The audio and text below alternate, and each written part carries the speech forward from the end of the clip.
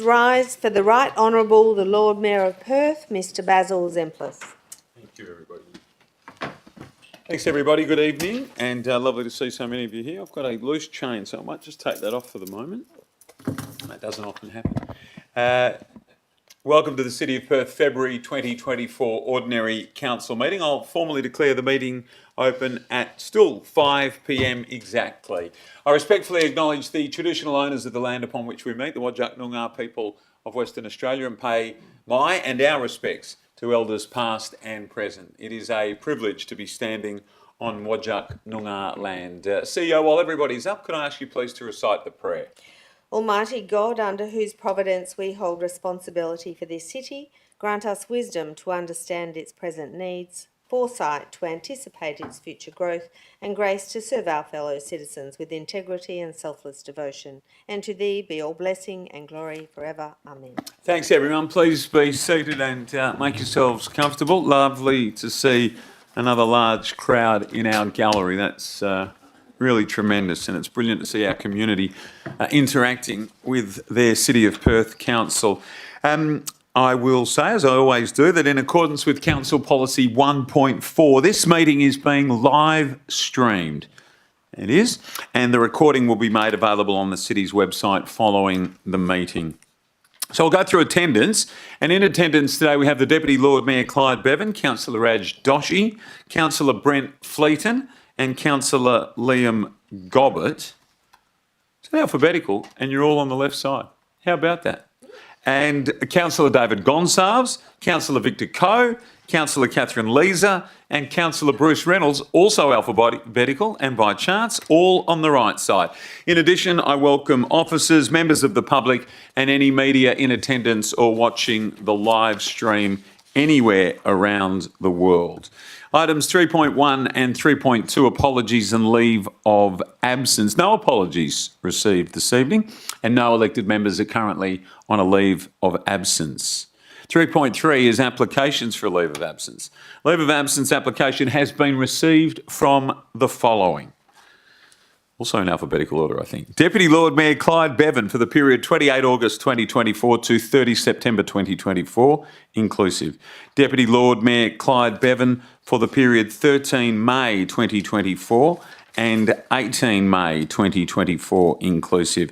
And Councillor Liam Gobbett for the period 1 July 2024 to 5 July 2024, inclusive. I'll just take this opportunity to ask if any other elected members have a leave of absence. Anybody got one of those that they would like to bring to our attention now? No? Okay. Well, let's carry on then, shall we? And we'll move... Oh, sorry, I didn't see. Hands up a bit louder, please, if you could in future. So who has the... we'll move on in a second. Right. Thanks, Councillor Fleeton. Seconder? Thank you, Councillor Gobbett. Any objections? Thank you, everybody. So we do now move to item 4, which is announcements. We're going to vote on that one, aren't we? Yes. Well, any objections? Well, I suppose we better vote then. Okay. All those in favour? I see I was right. There were no objections. That's carried unanimously. Third time lucky. And we move to our announcements, or my announcements rather, from the Lord Mayor. A couple of things that I wanted to take the opportunity to mention. Firstly, Council has charged, if you like, or asked the administration to look for revenue opportunities and ways, same conversation obviously, part of our financial management of the city, and ways to reduce costs for our ratepayers and maximise the use of our assets. We're delighted to be able to say we've achieved both and very pleased to welcome our new tenants to Council House.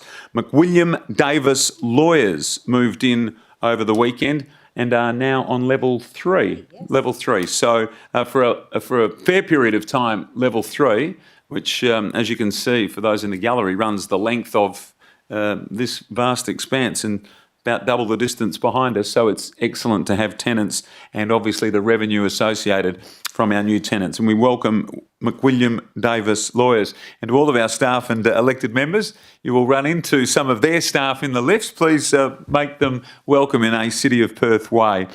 At the December Ordinary Council meeting, Council approved unspent funds from the Perth World Energy Cities Partnership, AGM, the global gathering, which we were successful in bringing here to Perth, to be used to support a city delegation to attend the CERAWeek conference in 2024.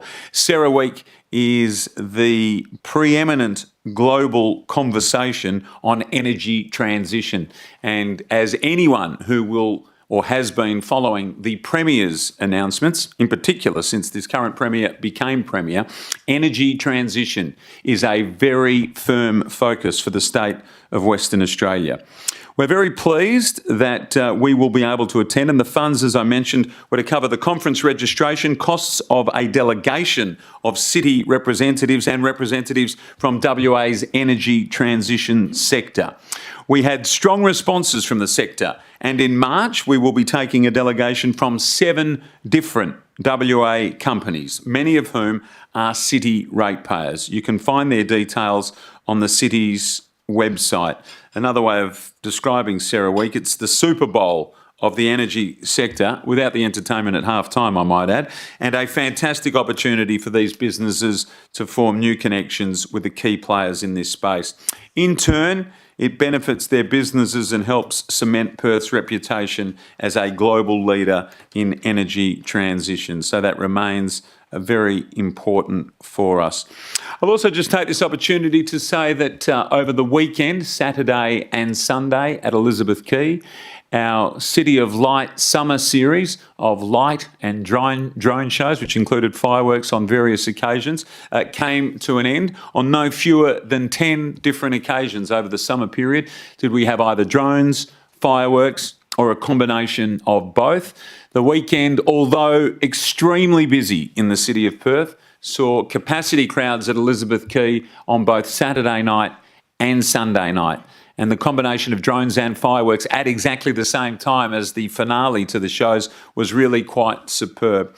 I want to thank our administration and in particular our events and marketing teams for really, over the last 2 years, building these significant free public events that have been embraced by not only our community, but the broader Perth community. And to see so many faces, so many young families, so many families travelling on public transport and coming to Elizabeth Quay to enjoy the free entertainment really is something we should all be very proud of.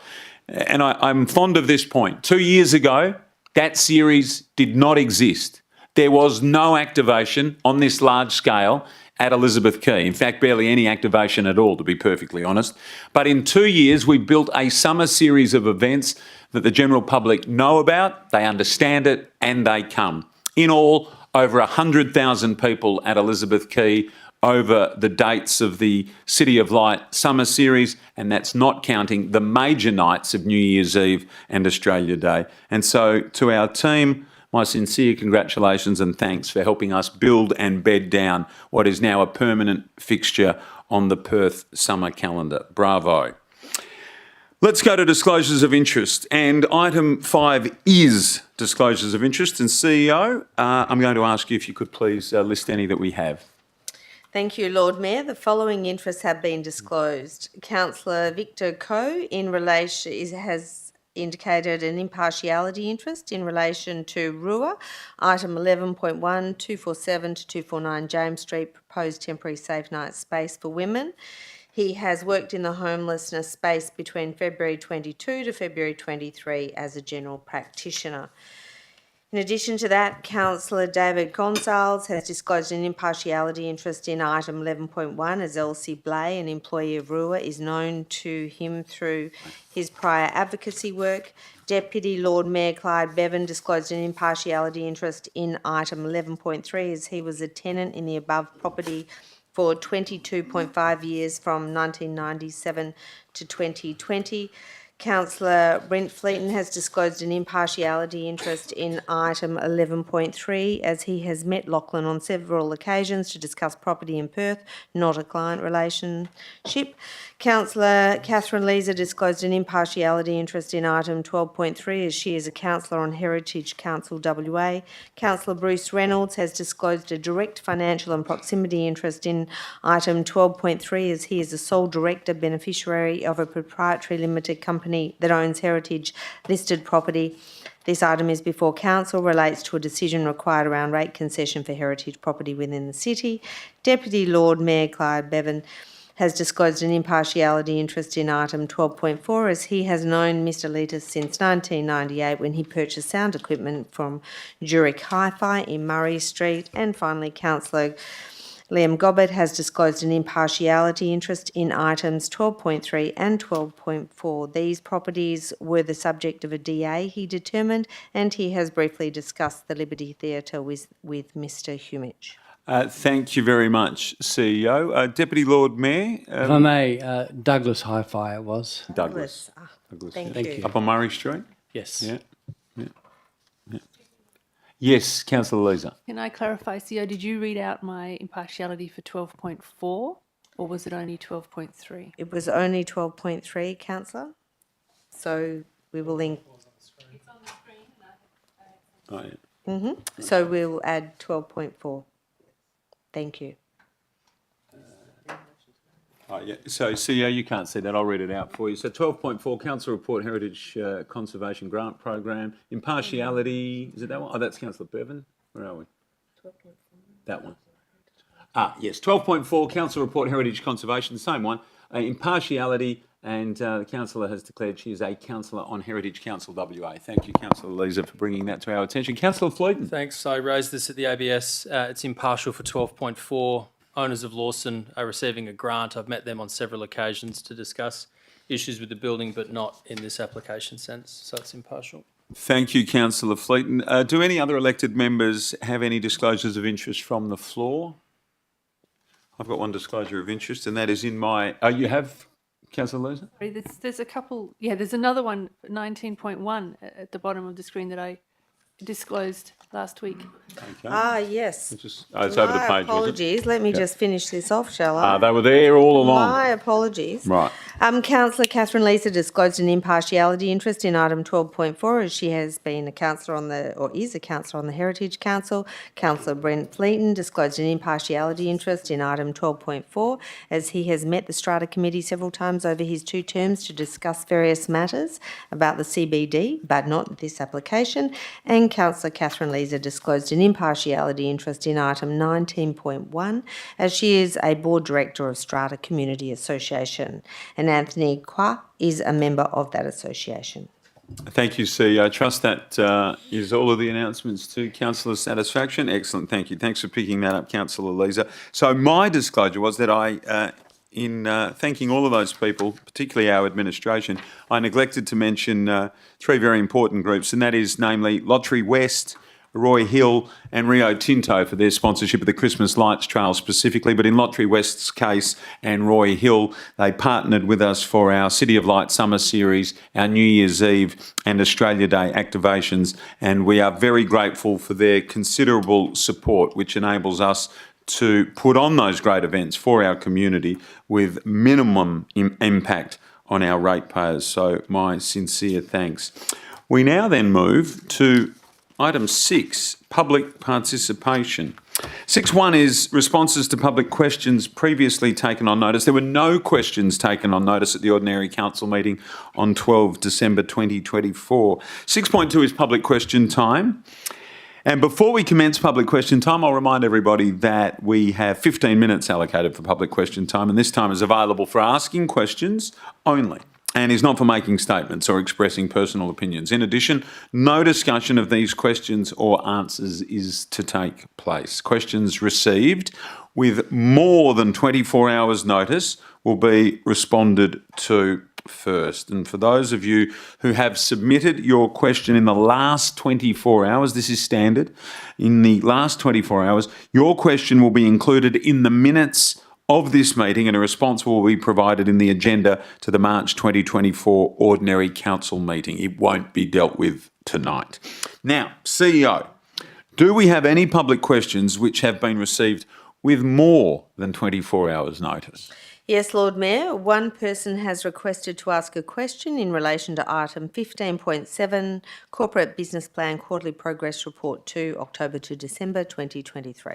Thank you, CEO. Now, if I've got this right, David Lim is going to step forward. David, good evening to you.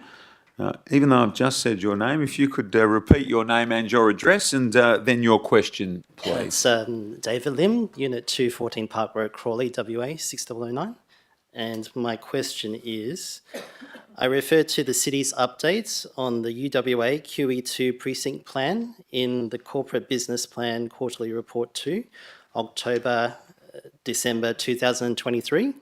Can the city advise what are the potential delays to the commencement of community engagement and what factors outside the city's control are impacting the development of the plan progressing? Since the last community engagement 3 years ago, traffic congestion has become a major issue around the QE2 Medical Centre precinct and the Crawley Hollywood locality, particularly the traffic pressures experienced by road users and pedestrians whose complex interactions raise safety concerns. What working groups is the city part of which have the aim to put in place an interim transport management plan, and do these groups involve the City of Nedlands and main roads? David, thank you very much. Thanks for being here and thank you for asking your question. CEO? Could I please ask the General Manager, Planning and Economic Development to respond? Thank you, through you, Lord Mayor. So the UWA QE2 precinct plan, as you know, is quite a substantial undertaking, and it involves both the cities of Perth and Nedlands and the Department of Planning, Lands and Heritage. Because it's so significant, the State Planning Policy 4.2 relating to activity centres identifies this precinct as a specialised centre with a focus on regionally significant economic and institutional activities. So because of that regional economic significance, the Department of Planning, Lands and Heritage are currently preparing an economic development strategy, and that will help define the state government's expectations about future activity in the precinct. That economic development strategy is a very critical input into this precinct plan. It's not yet been finalised, and it's very important that that gets finalised before we start engaging with the community. So that's really out of our control, but I do believe that that will be brought to conclusion very soon. In relation to the second part of your question about traffic impacts and inputs, as part of our detailed technical investigations that will inform the precinct plan, we've done transport modelling of the precinct. We've worked quite closely with the state government's transport agencies by giving them our model to use, by giving them our data, and we're working closely with them on a couple of working groups. So technical input from all state government agencies, not just the Department of Planning, but Transport, Main Roads and so on, and both local governments is being provided into that space. Yep, thank you. Thank you very much, General Manager, and thank you, David, for being here and for being such an engaged member of our community. We appreciate it. CEO, were there any other public questions received? Yes, Lord Mayor, there has been one received in the last 24 hours. This question will be included in the minutes of this meeting and a response will be provided in the agenda for the March OCM. Okay, thank you. And there were no further questions? Excellent. Okay. So we'll go to item 7, confirmation of minutes, and I'll ask somebody to please move the following motion to confirm the minutes of the ordinary council meeting held on 12 December 2023 as a true and correct record. Do we have a mover? Thank you, Deputy Lord Mayor, and a seconder. Thank you, Councillor Leeser. Does anybody have anything they wish to say to this item? And it is unopposed. Let's just show of hands. All those in favour? I know. Yeah, I know, but you never know, Councillor Fleeton, and we're sticklers for the rules up here. The motion's been unopposed and I declare it carried unanimously. Item 8 is questions by members which due notice has been given, and none in that category tonight. Number 9 is correspondence, and no correspondence has been received. Although the Lord Mayor does get a lot of emails and personal messages to inboxes, but they don't get read out here. But I answer them all. Item 10, petitions. No petitions have been received. So we move to reports. And before we move on to them in full, the following items have been identified to be moved on block. They are 11.2, final adoption of amendment number 50 to City Planning Scheme number 2, new special control areas. 11.4, international relationships, potential new relationship with India. 12.1, commemorative works proposal, CWA Centenary Plaque. 12.2, review of Council Policy 4.3, outgoing sponsorship and grants. 15.1, monthly financial statements November 2023. 15.2 is schedule of accounts paid November 2023. 15.3 is the monthly financial statements for December 2023. 15.4 is schedule of accounts paid December 2023. 16.2, City of Perth inquiry recommendations, quarterly progress update. That's Q2 2023-24. That's a period of 1st October to 31 December 2023. Item 17.1, Internal Audit Report Compliance Audit Returns for 2023. 17.2 is review of the Independent Committee Members Policy and Audit and Risk Committee Terms of Reference.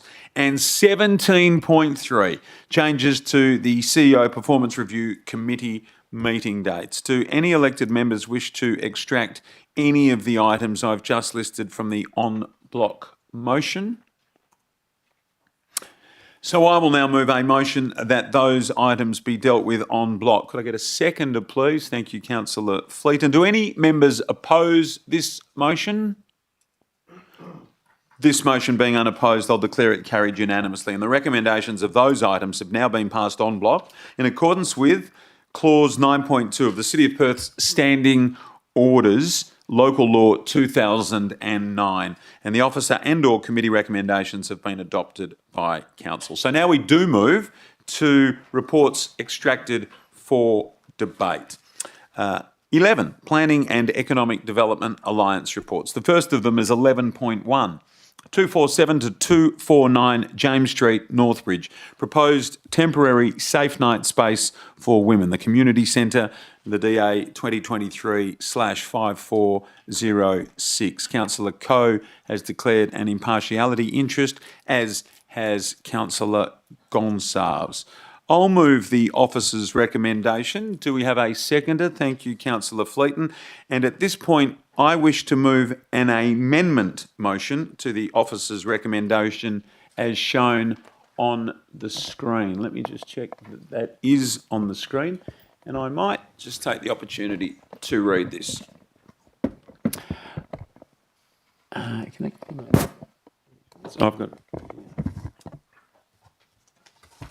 So I've got it here. So the amendment from me is that point 3, as listed previously, comes out, and a new point 3 as follows. Prior to the commencement of the Safe Night Space, an updated operational management plan that includes A provision to require the presence of 1 security personnel to be positioned external to the building at all times that the Safe Night Space is operational, and B, specific provisions to engage with the Northbridge Neighbourhood Group on a regular basis to discuss any potential issues relating to the operation of the Safe Night Space, and measures to resolve these issues must be submitted to and approved by the City. The Safe Night Space being managed and operated in accordance with the approved operational management plan at all times to the satisfaction of the City. Points 1 and 2 and 4 are unchanged. Do I have a seconder, please? Thank you, Councillor Fleeton. So I will make some comments on what we have before us now. And I'll begin by saying that I will be voting in favour of the administration's recommendation with the amendments just mentioned, item 3. And I do hope that my fellow councillors will consider doing so at the same time. The Safe Night Space for Women is a service the City of Perth believes in. Sorry, my apologies. So we need to vote on that amendment. So, that's no. This is no. So what we will do is we'll vote on the amendment and then we will return with it all together. I think that's going to be the best way to do it. So thanks for pointing that out, Governance Manager. So So we're not speaking to the amendment at all. We're speaking to the amendment now. So this is to the amendment. This is to the amendment. So I'm going to... Yeah, I'm going to continue on now because what I was speaking to then was the body of work as a whole. So correcting myself.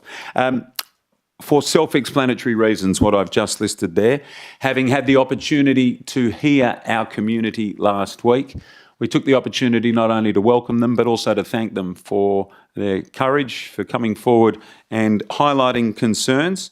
One of the consistent themes that we heard was the importance of security to be stationed at all times during, in particular, the Safe Night Space operation, if indeed that did proceed. And hence point A. And point B, we've also heard from our community a desire and a want to be able to be engaged and to engage via the City of Perth with RUA, who are coordinating and running the Safe Night Space facility. It's sensible that our community, most impacted in the James Street area, have that ability to be able to raise any concerns or issues of performance where perhaps some standards have slipped, as can happen from time to time. We're all aware of that. So for that reason, the ability to be able to engage and be engaged forms the basis of point B. Point A, point B. That's the reason for their inclusion. Councillor Fleeton. Thanks, Lord Mayor. So I think it's worth remembering the context of the site to understand why the amendment's needed. And in the ABS last week, it was cleared up that at all times the applicant thought the management plan security were primarily for the centre itself inside. At no times did they think, and that's what I got from the deputation, that the security personnel had anything to do with the outside. So this makes it very, very clear. Whether or not this is applied or whether or not this is taken up in good faith and acted upon is up to the applicant in working with the city. I'm supporting the amendment and I'm supporting the application because I want this chapter to move on. At no stage was I personally against the centre. The job that we have to do is represent the community around us. And some of the deputations we've heard over this process and last week, I'm not going to repeat them, but they were pretty confronting. And my problem with a management plan being so integral to the operation of a centre like this is if we need to place so much emphasis on security, it might be telling you that the land use is not compatible with the area. It might be a pretty good indication. But as we know from the agenda that the staff's put together, we literally have no choice here. So in order to move on to minimise further cost and disruption to the city, the best thing to do is put forward this management plan and see if it works. But it's now up to the applicant. Thank you, Councillor Fleet. Does anybody else wish to speak for or against the amendment? So we're on the amendment here. Councillor Coe. Thanks, Lord Mayor. Thank you so much. I just want to remind everyone that the whole idea of the Safe Night Space was actually brought up by the city at the start of our term in October 2020. It was actually our idea. And we did come across opposition from the state government in regards to starting this not to move into the space.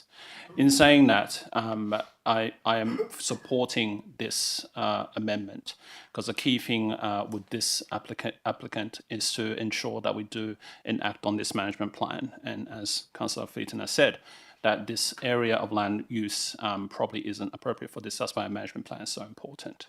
So I think this clearly spells it out, and I'm supporting this amendment, and I'm also supporting this item. Thanks, Councillor Coe. Anyone else wish to speak for or against? Councillor Gobbett? Thank you, Lord Mayor. Just a question, if I may. Yeah. Just in managing expectations here, if we do encounter a matter of non-compliance, what's the typical turnaround time for dealing with a complaint, and what would a timeline look like for prosecution if that were to be the eventual situation here?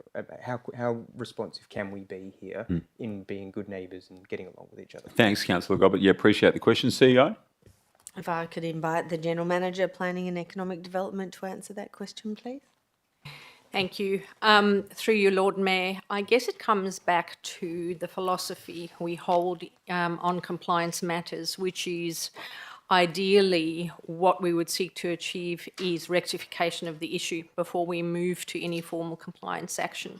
If we're unable to do that, and we would respond very quickly if comments are or complaints are received, the city would respond quickly by raising them with the operator and trying to resolve them.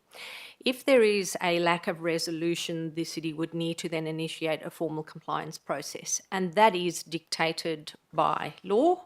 And there are certain steps that we need to go through, procedural fairness, in order to be able to have a solid hearing in front of a magistrate. So it really depends on the extent of the issue and the extent of non-compliance. It could stretch out if it's a major issue, but we hope that most issues will be able to respond to pretty quickly by engaging with the proponent straight away. Councillor Gobbett, follow up. Thank you. If DA 235406 is approved tonight, there's going to be a daytime approval from state and a nighttime approval from the city. How are we approaching the management of the risk in any management issues there? Thank you. We'll go straight through to the GM. Thank you. Through you, Lord Mayor, I think this was raised with the operator last week, and that interim period, I guess what they are saying is they're going to use that time to do the cleaning that they need to do and so on. I guess our powers in approving this application are limited to this proposal only. So the management of the existing use during the day and the period in between where technically there is no use approved, the city has limited ability to control that. So we will have ability to control the use from 7 until 7. Thank you, General Manager. Thanks, Councillor Gobbett. Does anyone else wish to speak for or against? It's the amendment here, and then there'll be opportunity when we're considering the motion as amended, if indeed it is now. Yep, Councillor Gonsalves. Thanks. Just a question. In terms of the provision there, in terms of engaging with the Northbridge Neighbourhood Group, a question through the Lord Mayor to the administration. What does that facilitation look like, and what type of engagement processes will the administration engage with in terms of RUA and other parties? Thanks, Councillor Gonsalves. GM, through to you. Through you, Lord Mayor, I guess, so the management plan does already contain some information about engaging with the community. RUA has proactively put that in there. What we're saying through this alternate or this amendment is to strengthen that by saying there needs to be regular engagement with the Northbridge Community Group. We're not going to mandate what that looks like or how that occurs, and that engagement doesn't need to include the city necessarily. That's a relationship between RUA and its community, and if there are issues that arise out of that where the city needs to get involved in approving amendments or in resolving issues, we'll certainly be open to that. But it's not going to be engagement led by us, it'll be between the proponent and their community. Thank you. Councillors, anyone else wish to speak for or against the amendment? There is nothing further from me, so we'll put the amendment to the vote. All those in favour? So the amendment is carried unanimously. We'll now return to the motion as amended. It was moved by me, seconded by Councillor Fleeton, so I will make some remarks now. Some of this you may have heard last week. I believe it's important to have all of this together in the one place, so please bear with me. As flagged, I will be voting in favour of the administration's recommendation with the amendments that have just been added, and I do hope my fellow councillors will consider doing the same. The Safe Night Space, as Councillor Coe has already alluded to, is a service the City of Perth believes in. We started it, we funded it for 2.5 years, and we provided the building for it to operate from. We are very proud of the outcomes and the number of women we have been able to assist. I think everybody knows our position, but you're going to hear it one more time. In September of 2022, I first wrote to the Homelessness Minister, Minister Carey, flagging that the 2-year trial for the Safe Night Space was coming to an end in the following May of 2023. I then together with the CEO, met with Minister John Carey on the 13th of October 2022 to discuss the future of the Safe Night Space for women. The City proposed that the operation of the Safe Night Space after May 2023 be funded by the state government. With council support, the City would provide, the Minister was informed, state government with the Rod Evans Centre for this purpose until common ground is built. And we concluded with a recommendation that we put before the Premier and his team the month later, that was in November, at our City of Perth committee meeting, that the City of Perth requests the state government fund the future of the Rod Evans Centre as a site for the Department of Communities to operate a safe night space for women experiencing homelessness when the current funding ceases in May of 2023. And we told him at the time, and his team, that pending council support, the City of Perth would propose to provide the facility from May 2023 up until common ground in East Perth, that facility is operational. As you know, that was rejected. So despite us giving 12 months notice to the state government and then 9 months notice after we voted in this chamber to close the Safe Night Space, but with a 6-month extension, an alternative site wasn't able to be found. And so in November of last year, the Safe Night Space closed, as we said it would. We fulfilled our pledge to our ratepayers and began the process of returning the Rod Evans Centre to a community facility as our community had requested. I'm very pleased that almost 20 community groups have already used or booked in to use the Rod Evans Centre since it reopened as a community centre on Monday the 5th of February. And again, because it's important, the groups that have booked the centre to date, dance groups including Agua Dance Group, Bachata and Salsa Dance Group, La Vibra Dance School. Other arts bookings have included Perth Improvised Theatre Group, the NAB Family Entertainment Theatre Group, the Van Trapt Family Singers, West Australian Society of Magicians, City Baptist Church, East Perth Community Group, Voice of Hope, Australian Inclusion Group, Laura Fields, local writer, conducting workshops, creating a better world planning events program. WA Foundation for Deaf Children, Science, Technology, Engineering and Maths, known as STEM programs and teen programs. Brainways Education School Holidays programs, along with AGM bookings for including the residents of 175 Hay Street, the Rocky Horror Show to watch a movie with other associated activities, a school disco booking is in our system, and Curtin University are conducting tax clinics. I read that list out because is absolutely evident from that, our commitment to return the Rod Evans Centre to community was genuine, and that is exactly what we have done. It is being used as the community facility our ratepayers had asked us to provide. Also, post the Safe Night Space closure on November 30, 2023, it is worth recording again. Only one incident at the Rod Evans Centre in December 2023 was recorded, and 0 incidents in January 2024.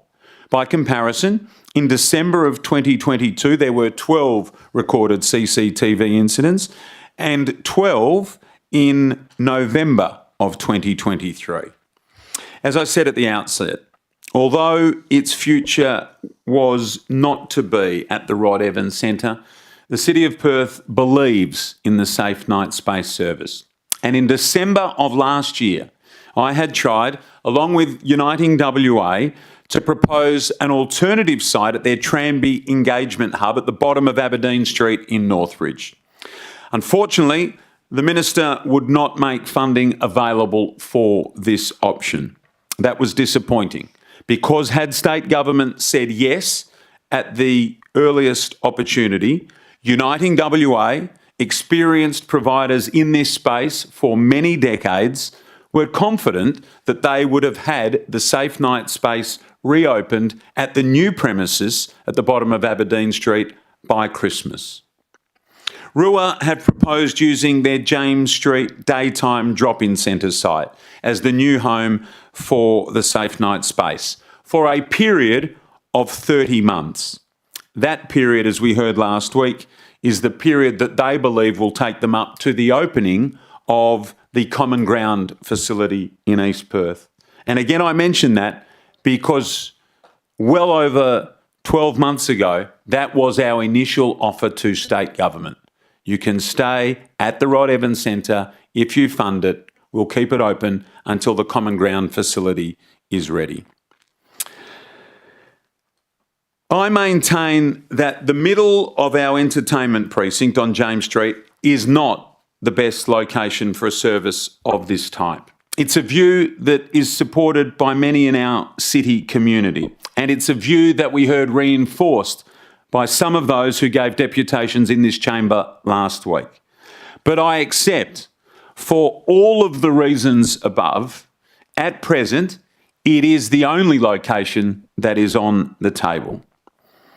Given the absolute inevitability that council would be overruled by state government if we were to vote against it tonight, and as you all know, that is what happened last time with a decision of RUA by this council, I do not believe there is any sense in delay for delay's sake.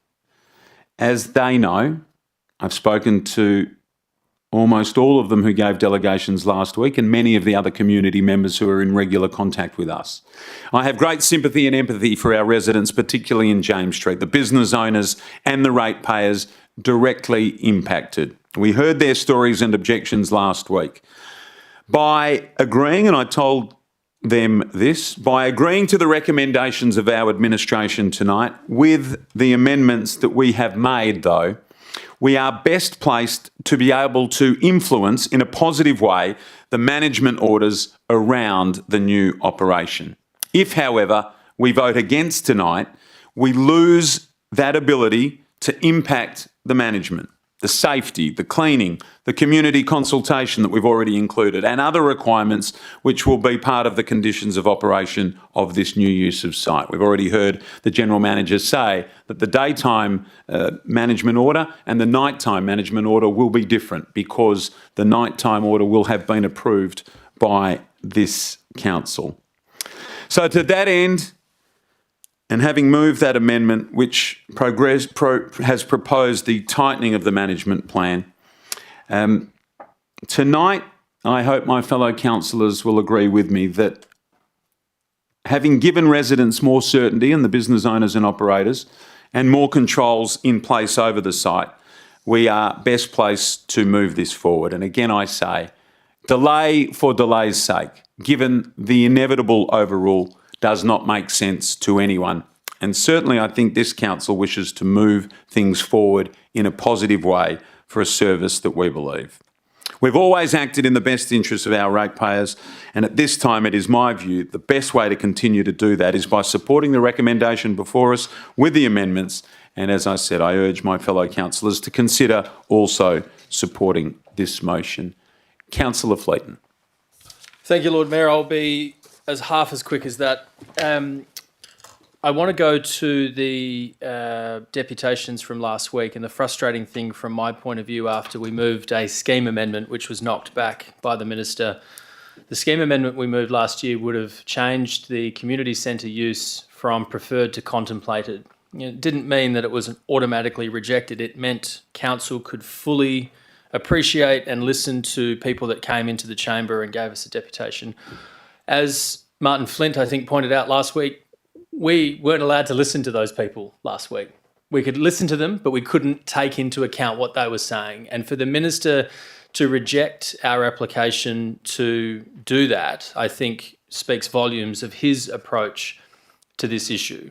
He's obviously very close with RUA, I understand that. RUA are not the only ones in this space. We had an option that the Lord Mayor put forward which was closer to Royal Perth Hospital, and we heard the applicant say that most of their referrals come from Royal Perth. This is a long way from Royal Perth, and people get into a taxi and will attend this site. And this is just a really ill thought out application. The only reason I'm supporting it is to move us on. I don't want the officers or ratepayers spending a single hour or dollar on this. It's going to happen The planning system is set up to disenfranchise local people who have got issues. I've never been against a safe night space. I just wanted it to be in the right area and for people to be considered. Now, think of the context of this site. This used to be an office. It went from an office to a drop-in centre for a few hours a day. And then it's gone to operating now for what I work out to be potentially 18 hours a day. And it needs a security personnel outside. So that, of course, is going to change the local area. For councillors, our job is to represent the people that are impacted by that. And I've been attacked in Parliament by John Carey using privilege because I walked around a letter saying, if you've got a problem with this, call RUA. Now, if that's a problem to the member for Perth, I think he's particularly out of touch with what people are facing here. But the system is the system. We've got to wave this through. Otherwise, we'll be sitting here a year later, wasting even more time and money. So let's get on with it. Thank you, Councillor Fleeton. Is there anyone else who wishes to speak for or against the motion as amended? Councillor Leeser. Thank you, Lord Mayor. I am very proud that the city opened the first, and we've been told it's the only facility like this. And I particularly want everyone to remember that it was during COVID, and we did it as a trial. We understand that there's substantial sector and state government support for RUA. I also understand that there's substantial community concern about the existing RUA facility as well as the previous Safe Night Space facility. The lessons we learned are facilities like this or RUA are not a good match for residential or tourism areas or entertainment areas. This is not the ideal location for this facility, and I ask the state government to find a better location in the 30 months of this temporary approval. Thank you. Thank you, Councillor Leeser. Is there anyone who wishes to speak against or for?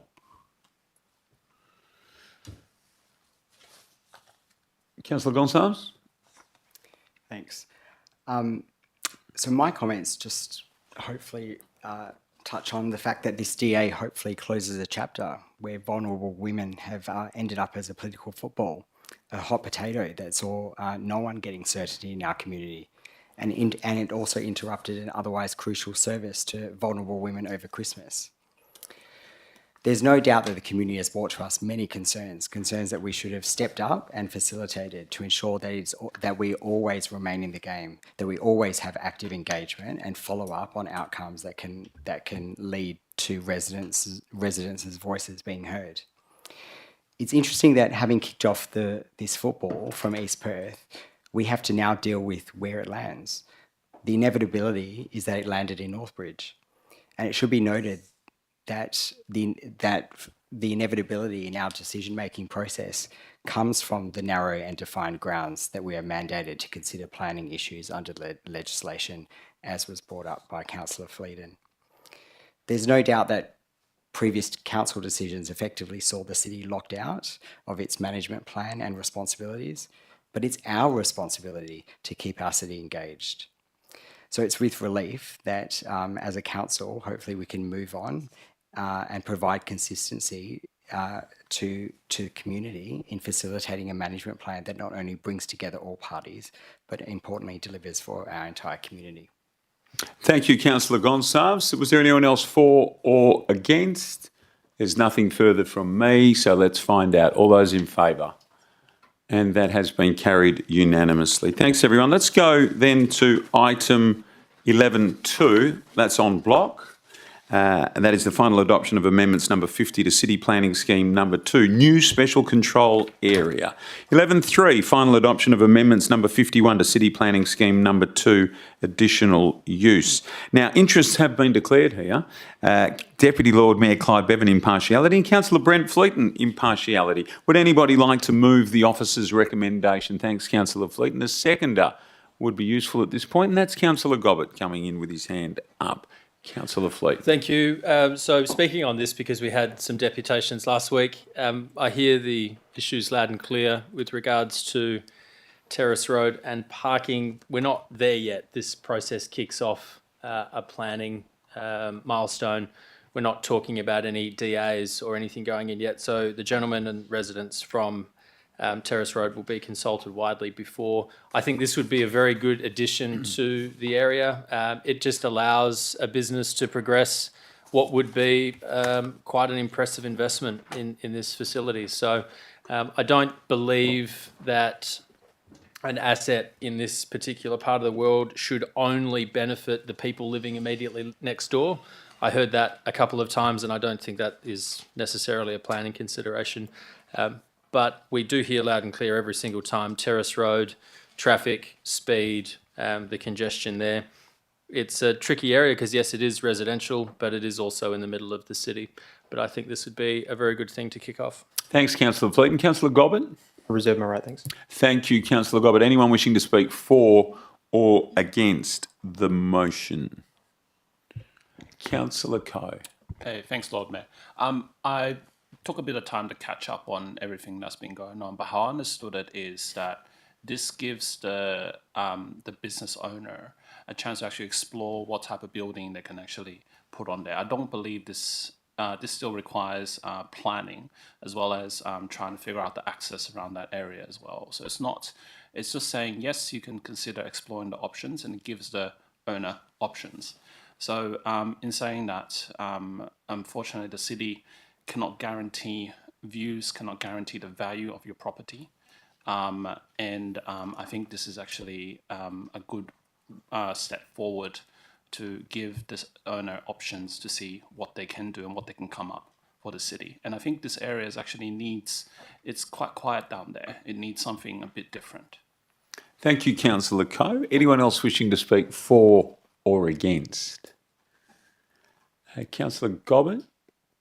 Thanks, Lord Mayor. Maybe just to briefly touch on, this is a fairly early stage in what would be a process to bring about a development application at a later date, potentially.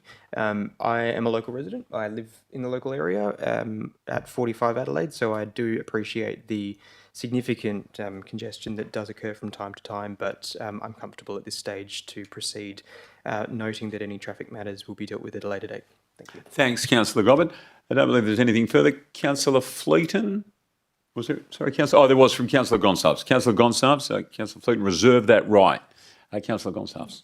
Thanks. I just wanted to touch on Councillor Gobbett's comments there that while this is at a very early stage and it's a scheme amendment rather than a application or approval for a site like this. So, Councillor Gonsalves, speaking for or against? Speaking in favour. Thank you.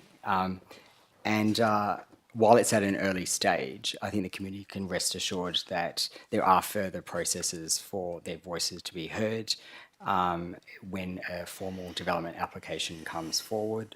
The dilemma with a site like this is that while there are valid concerns that residents are entitled to bring up, the idea of leaving a large area like this unused would be the only other outcome for not approving a use like this. And I agree with Councillor Coe that use for healthcare would actually be a viable and an interesting,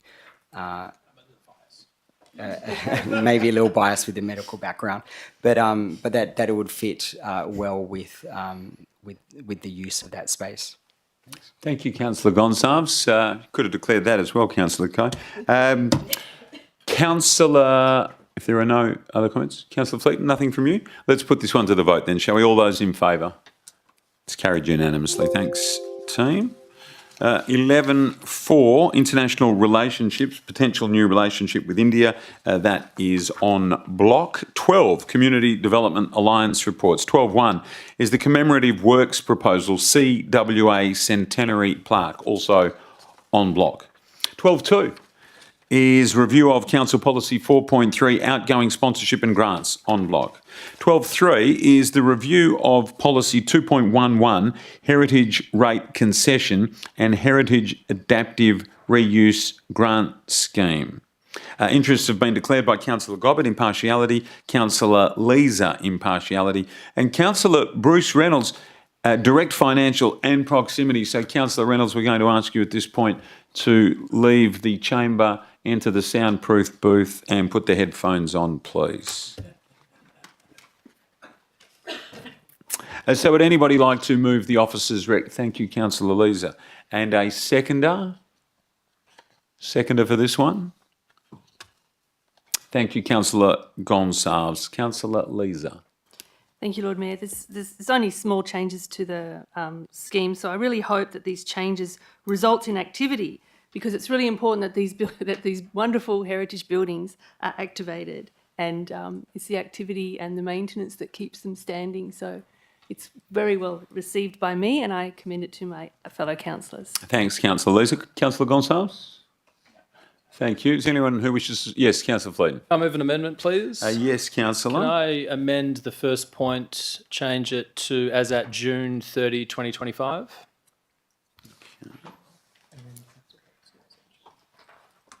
So point 1 would read... point 1 you said, right? Yeah, so revoking Council 211 as at 30 June 2025.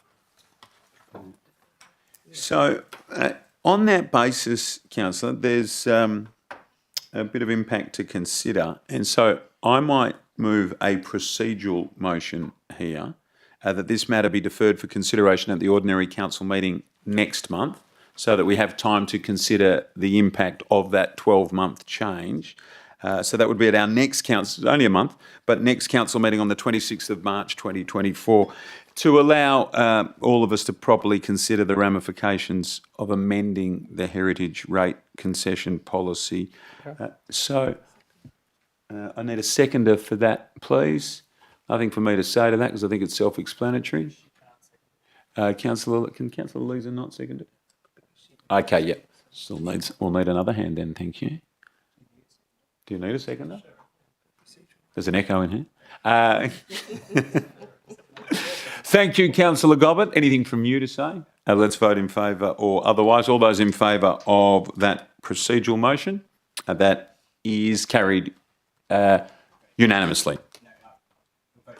Okay. So again, all those in favour, and that is this is for the deferral. Yeah, Councillor Doshi, Deputy Lord Mayor, Councillor Fleeton, Gobbett, the Lord Mayor, Councillor Leeser, and Councillor Coe, and those against, down Councillor Gonsalves. Thank you, everybody. We move now to. Let's get Brucey back in. Councillor Reynolds. He looks like a Brucey, though, don't you think? Yeah, here he is. Former president of the, or co-chair of the West Perth local group. 12.4 is council report heritage... Those emails are going off regularly. 12.4, Council Report Heritage Conservation Grant Program. Councillor Gobbett, impartiality. Councillor Leeser, impartiality. Councillor Fleeton, hat-trick, impartiality. Would anybody like to move the officer's recommendation? Thank you, Councillor Leeser. A seconder, Councillor Reynolds. Councillor Leeser. Thank you, Lord Mayor. There's not much to say other than it's, again, I will reiterate that heritage buildings are extremely important and very important to the city, and it's very pleasing to see some heritage buildings that are actually strata buildings on this list. So, yay. So thank you very much, and I commend it to my fellow councillors. Thanks, Councillor Leeser, and thanks for the enthusiastic yay. It looks good on the transcript, I reckon. Councillor Reynolds? Reiterate exactly the importance of heritage buildings within our city. Beautiful, Councillor Reynolds. Thank you. Is there anyone else who wishes to speak for or against? Councillor Leeser, anything further to add? Let's put it to the vote. All those in favour? It's been carried unanimously. We move now to 13 Infrastructure and Operations Alliance reports. You would think it'd be possible, Councillor Fleet, but I'm not in control of that. So I'm just going to bat on, pretending I'm not distracted. 14 is Commercial Services Alliance reports. None of those either. 15 is Corporate Services Alliance reports. 15.1, Monthly Financial Statements November 2023 on block. 15.2, Schedule of Accounts paid November 2023, also on block. 15.3, Monthly Financial Statements December 2023 on block. 15.4, Schedule of Accounts paid December 2023 on block. 15.5, Mid-Year Statutory Budget Review. No interest declared here. Would anybody like to move the officer's recommendation? Thanks, Councillor Leeser. A seconder, please. Thank you, Councillor Gobbett. Councillor Leeser? Nothing really to say. They seem sensible, Lord Mayor. Thank you. Councillor Gobbett? Anyone else for or against? Councillor Leeser? Nothing further? Let's put it to the vote. All those in favour? Carried unanimously, thank you. 15.6 is the special budget review reserves. And who would like to move the officer's recommendation here? Councillor Leeser in red hot form tonight. Seconder, Councillor Gobbett, strong supporting work from you. Councillor Leeser, anything? Councillor No, Gobbett? just to thank the administration for prudent financial management. Thank you. Councillor Gobbett, nothing? Thank you. Anyone else for or against? Let's put this one to the vote. All those in favour? Carried unanimously. 15.7 Corporate Business Plan Quarterly Progress Report 2, October-December 2023. Who would like to move the officer's recommendation? Let's see if we can get a bit of variety into this, Councillor Leeser. There we go. Councillor Coe. Seconder, please. Councillor Leeser. Didn't see that coming. Councillor Coe? Nothing to add. Thank you. Councillor Leeser? Anyone else wish to speak for or against? Let's put it to the vote, people. All those in favour? Carried unanimously. 16 is the Chief Executive Officer Alliance report. 16.1 is the review of council policies relating to elected members. Would anyone like to move the officer's recommendation here, please? Thank you, Councillor Leeser. A seconder? Thanks, Councillor Gobbett. Councillor Leeser. It's an interesting one to move, Lord Mayor. Thank you. Firstly, I'd like to thank the administration for complying with all the policy review requirements and doing all the work in the background that they have to do. In regards to the travel policy, which is what everyone wants to hear about, I'm going to just address that. You know, in my former career, I've had policies that have said things like, if it's overnight travel, it must be business or can be business. If it's more than 5 hours, it can be business. If it's more than X amount of kilometres away from home, it can be business. There's all kinds of varying policies out there in the corporate world, and this gives the council the option, but not mandatory, to choose business if they want to or if it seems sensible. I don't think any of us here would be wasting taxpayers or ratepayers' money if they had to. So I'm quite comfortable with the policy and believe that the council can manage it like grown-ups. So thank you very much. Thanks, Councillor Leeser. So would anyone like to speak for or against? Was it Councillor Leeser? Did you move them? Councillor Gobbett did. Councillor Gobbett. Reserving the right. Thank you. Anyone else to speak for or against? I'll speak against. So in the ABS, we uncovered that not a single dollar has been spent from councillor travel. I think the Lord Mayor's obviously travelled. So I don't understand why such comprehensive work needs to be undertaken on a policy that has never been used since we were elected in October 2020. Discussion implications 17 states that if council does not support the recommendation, the council policies will have been reviewed, but the current policies will continue to apply. So I heard last week that it was a legal requirement to review the policies, which might be the case. There is no legal requirement for the city to go off and make drastic changes when not a single councillor asked for such changes to be made to a policy which impacts on them. No councillor, I think, should be travelling on the city's dollar. The Lord Mayor and the staff absolutely should be. That's their role in representing and bringing back stakeholders, events and the like. There's no need for a councillor to travel. That's just my opinion. So if you are going to travel, you better make it worth it. Bring back some knowledge and some stakeholders or some events or something to show that it's worth it. We're a local government at the end of the day. So when we have staff going off and spending time changing policies to say that you should travel business and you should spend time in a hotel and you should have this amount of money to spend on food or whatever it might be, I think we're looking at the wrong thing as a priority. Thank you, Councillor Fleeton. Does anyone wishes to speak for? Anyone else wish to speak against? Councillor Coe. Thank you, Lord Mayor. I do apologise. It's taken me a little bit of time to catch up with everyone's arguments to and for this policy. I reflected on how this is worded. The temptation is there to fly business class, and I've looked up business class airfares 4 times economy class. If you can use that money better to send additional councillors or additional members from the council, I'd much rather that money be spent on that as opposed to a business flight ticket. The other thing that doesn't sit quite well with me is I've come into this role as an ordinary community member, and I think this is an ordinary role for an ordinary person, and I do not feel comfortable being treated as someone that needs to fly business class or has the option to fly business class. It's a privileged role, and I'm serving the community, and I'm also a ratepayer, so it doesn't quite sit well with me.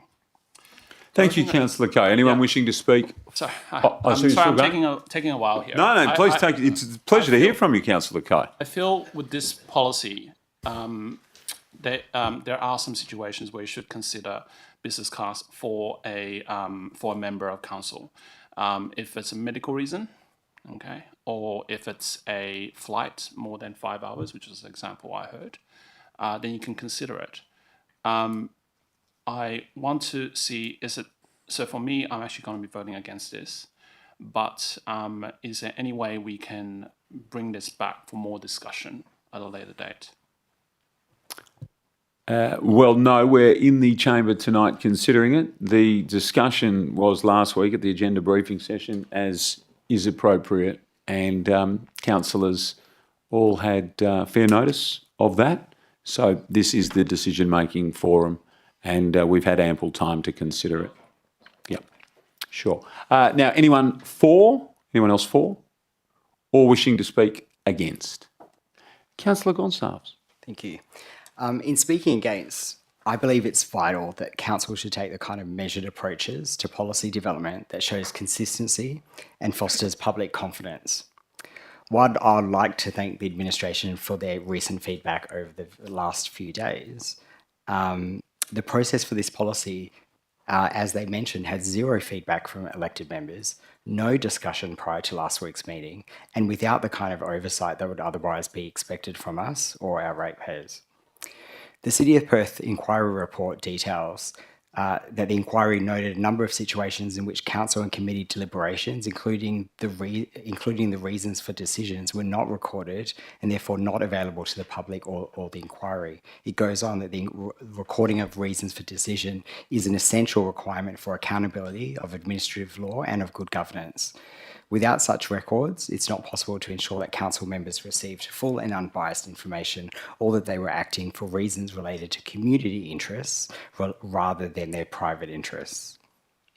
It does concern me that this policy seemingly appeared for approval only weeks out from major expenditure in the $113,000 that we are spending to send a delegation that includes the Lord Mayor and Councillor Reynolds to CERAWeek in Houston. I'm not sure of the implications on that imminent international travel and the financial and impartiality interests when it comes to relating to our own elected member benefits and a policy like this. But what I do know is that after multiple media articles and public commentary on social media, that the view in the public is sceptical of our approach to policy that deals with our own entitlements and travel. The Lord Mayor's nominees for CERAWeek were announced on Thursday, the 25th of January, and on the same day, we received the CIBN, our confidential briefing note that detailed changes in our travel policy that were more expansive and requested our feedback. At the ordinary council meeting on December 12th, we were not provided any of the existing policies that would have determined travel. As is the case, the existing policy states that it will be the shortest and most economical route rather than giving the option for business class travel. And it's been brought up by other councillors that business class would be an option. But the way I read this policy is that it's not that business class is the option, it is the default. And the default can always be changed, but I think the fact that it sets a default is interesting to note. In the previous agenda briefing session, Councillor Fleeton asked the question, are there any policies that relate to, not at the agenda briefing session, at the December 12th ordinary council meeting, Councillor Fleeton asked directly the question, are there any policies that relate to elected members travelling? The response from governance was, there is nothing that fits this specifically. However, only now, when a change is sought to enable business class travel, that we are presented with the policy that we were indeed requested when the topic of international travel was brought up. And it does indeed fit this particular circumstance. and the provisions of travel that was not highlighted previously would have indicated that we were making that decision based on the previous policy, which was, as I said, the shortest and most economical route. So we're now being told that in one of my questions, I asked whether, just like Victor mentioned, whether other considerations could have been looked into in terms of sending a larger delegation or a different type of delegation utilising economy travel. But we're now being told that we should have, in the response received, I was told that those considerations should have been raised and considered by Council in December 2023, which is a bit of a paradox, if not a bait and switch. At that time, we thought that we were approving a decision on the 12th of December to send an international delegation based on the existing policies, which again described the shortest and most economical travel, and we approved it as such. We surely should at least expect some consistency, and our ratepayers demand accountability and transparency. And it's opaque decisions like this, where the members of the public cannot easily discern the decision-making process that has been under the firing line of the previous City of Perth inquiry report. I would urge that we both defer this policy change and seek to re-establish a policy and legislation committee. I certainly will be reserving my right and intend not to vote in favour of any policy change that does not otherwise go to such a committee or a session that enables the kind of engagement, discussion and oversight that we are here to do. International engagement is simply too important for public faith to be diminished. What is paramount is that discussions and policy like this not only be in line with community expectations, but also seek to bring our community along with us to showcase the benefits and outcomes that we as a council can deliver for all. It is unfortunate that in terms of the process that our last agenda briefing session, it was mentioned by the CEO that the process had been solid. So solid that we were told and led to believe at last week's meeting, at the agenda briefing session, that the CIBN asked for feedback and that it further contained information that it would be coming directly to council, quote, for a decision. Well, I've got the CIBN in front of me and nowhere does it mention any process post the request for feedback. Nowhere does it explain that it would be coming directly to council. I'm more than happy to read the entire CIBN into the public record, but I hope that the administration can take that on good faith. So it comes as a surprise that in my correspondence with the administration, I'd actually asked what the process would be and whether it would be reaching an engagement session, especially that now we don't have a policy and legislation committee.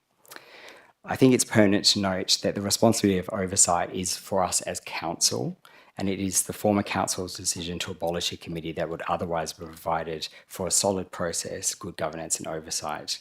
And while the administration has sought to work within the existing framework, it is of course the council to decide on that framework.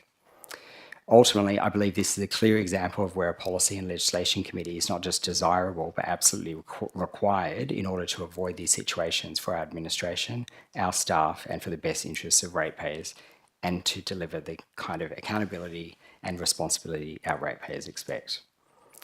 It's perhaps interesting to note that at the beginning of this meeting, we dealt with placing more restrictive conditions on services that seek to help disadvantaged and vulnerable women, while we now seemingly have no issue to simultaneously suggest a more relaxed and permissive policy when it comes to our own entitlements and travel. The outcomes that our ratepayers expect, the kind of engagement that requires travel, the kind of work that we can do in the international and national field is simply too important for this process to repeat. And I urge my fellow councillors to defer this decision until this time that we can fully canvass all the moving pieces. I'd like to move a motion that we defer this decision. There's no reason why existing travel can't be undertaken with existing policy. That certainly was the Lord Mayor, can I raise a point expectation. of order, please? Yes. This speech has gone well past 5 minutes, and I don't just believe you can concluded. speak in favour or against something and then decide to defer it. Well, there's no deferral motion on the table. Councillor Gonsalves, I think, was in the process of finishing. Have you finished, actually? That's right. Yep. Okay. So that conclusion was me moving a... Sorry, point of order, Lord Mayor. The speech has gone longer than 5 minutes. Yeah, okay. So, Councillor Gonsalves, we are at the time limit. That is correct? That is correct. I should have just made it clear that I'd already finished and I was in the process of moving a procedural motion to defer.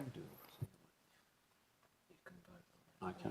So do we have a seconder for a procedural motion? And what is the procedural motion, Councillor Gonsalves? That we defer this policy until it can be discussed at an engagement session and come back to council. Okay. So hang on. Are we breaking out just that, or is that all of this? Because we've got before us A, B and C, 1-1, 1-2, 1-6. So could you be clearer, Councillor Gonsalves? Yeah, I think the fact that we haven't discussed any of the policy at all, and it's been the view of the administration that no feedback was given by any elected member, probably speaks to the fact that the entire policy has not gone through the kind of oversight procedures that we would expect. Okay. But I would also bring up the point that it's all Councillor Gonsalves. Okay. Councillor Coe, you're a seconder. I just need to raise a point of order here, Lord Mayor. Yeah. 12.3 states, with the exception of subclause 12.1H, a member who has moved, seconded or spoken for or against the primary motion or any amendment cannot move a procedural motion. Right. You cannot speak for 5 minutes, get to the end of it, and then say, by the way, let's defer this. Now, let me check that with Thank you. my friends alongside me. This is the manager of governance, and perhaps a ruling from you would be appropriate here.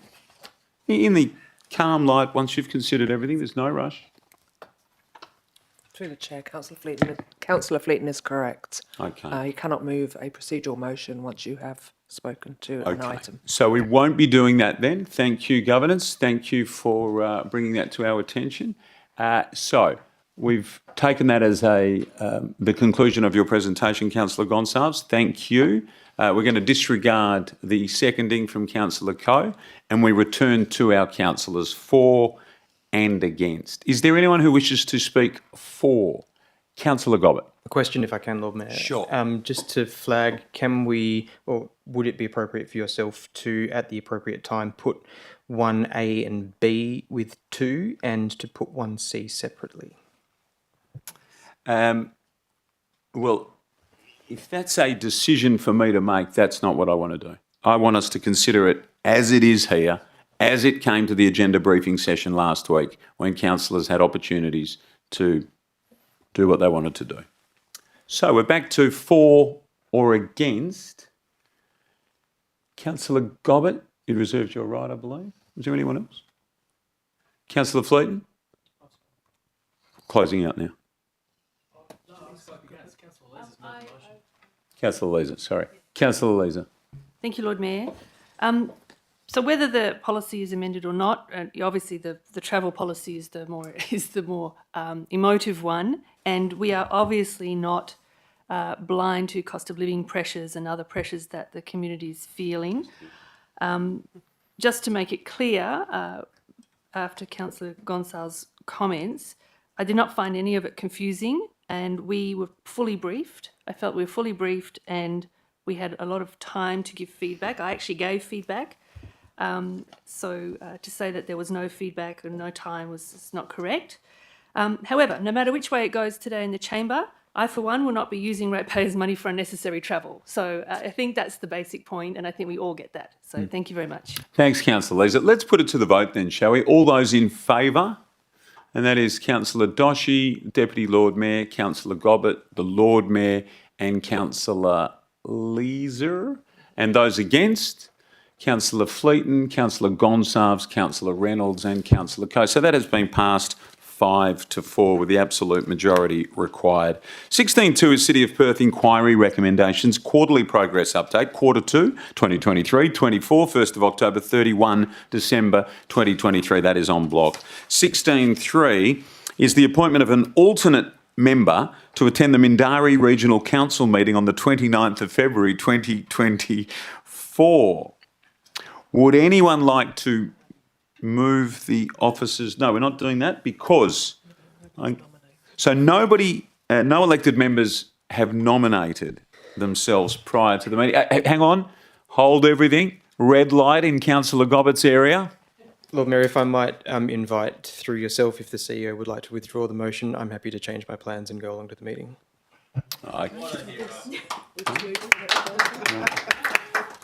Yeah. You get a longer one from me. So I will therefore move a procedural motion that the meeting proceed to the next item of business in accordance with clause 12.1F. I was ready for this chivalrous act of the City of Perth Standing Orders Local Law 2009. I do need a seconder. Councillor Fleeton, well done. We need to vote on that. All those in favour? It's carried unanimously. Your plans have changed, Councillor Gobbett. Thank you on behalf of the city. Your city thanks you. And so do your fellow elected members by the looks as well. 17, committee report. 17.1 is the internal audit report, compliance audit return 2023. That is on block. 17.2, review of independent committee members' policy and audit and risk committee terms of reference, also on block. 17.3. Changes to the CEO Performance Review Committee meeting dates, that's on block. 18, motions of which notice has been given, none tonight. 19, matters for which the meeting may be closed. And we'll move behind closed doors to consider confidential item 19.1 in accordance with sections 5.232A of the Local Government Act 1995, and the live stream will now be paused.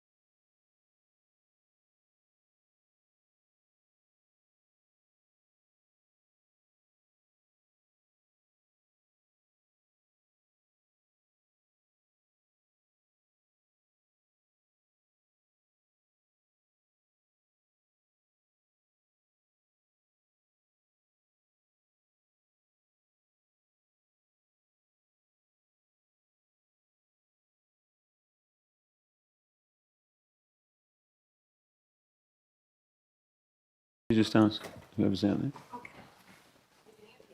Out that side. Out that side. They've gone now. Yeah, they've just gone. Gee. Oh yeah, maybe they have. Okay. So live stream is back on. Public gallery, welcome back. If you want to come back, doors are open. Item 20 is urgent business. No items have been considered to being raised in accordance with clause 4.14 of the City of Perth Standing Orders, which brings us, hello everybody, we're right at the very end, but thank you for coming back. We do appreciate it. And we just covered off urgent business. There's no urgent business tonight. Thanks for coming back in. So we're here for the closure. And with no further business, I declare the ordinary council meeting closed at 6:23 p.m. I thank you all for your attendance and your attention and wish you all a very good night. Please all rise for the Right Honourable the Lord Mayor of Perth, Mr Basil Zemplis.